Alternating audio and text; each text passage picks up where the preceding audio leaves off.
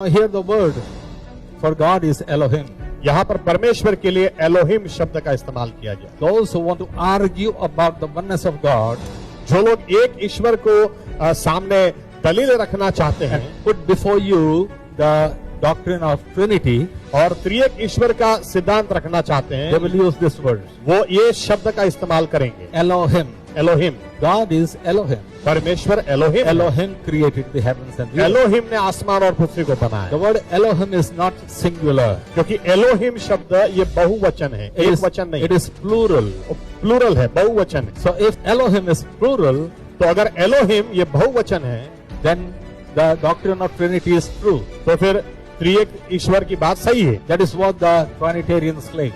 त्रिएक ईश्वर में मानने वाले ऐसा दावा करते। Even the Hebrew word for God was Elohim, which is also ईश्वर के लिए हिब्रू शब्द जो था अलहुम, ये भी बहुवचन Elohim.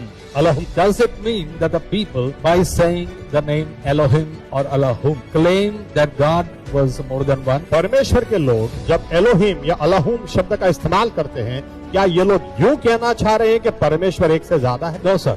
नहीं, They believed in a God who was so big, लेकिन can be ये defined.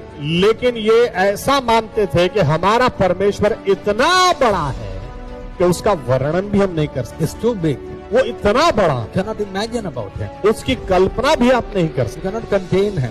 आप उसको सीमित नहीं कर सकते। It's that big. वो इतना बड़ा है, And so, इसीलिए to call that God, इसलिए उस परमेश्वर को कैसे बुलाएं? they did not have a word singular. इसीलिए एक वचन नहीं इस्तेमाल किया, They called him plurally. इसलिए बहुवचन में बुलाते हैं। Elohim. Elohim, Elohim. एलोहुम। Now, you may argue with me, well, it's given in the Bible, अभी आप दलील कर सकते हैं, बाइबल में लिखा है। but I'm going to tell you one thing. मैं आपको यूं कह दूं, This is not revelation from God. ये शब्द परमेश्वर की पहचान नहीं है, परमेश्वर की ओर से आया प्रकाश नहीं।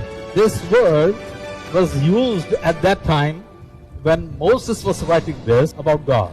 जब मूसा लिख रहा था, परमेश्वर के बारे में लोग इस शब्द को इस्तेमाल करते। This was not revelation of God about himself. परमेश्वर ने खुद अपनी पहचान इस शब्द के साथ नहीं दी है, या तो ये शब्द से परमेश्वर ने अपनी पहचान नहीं दी है।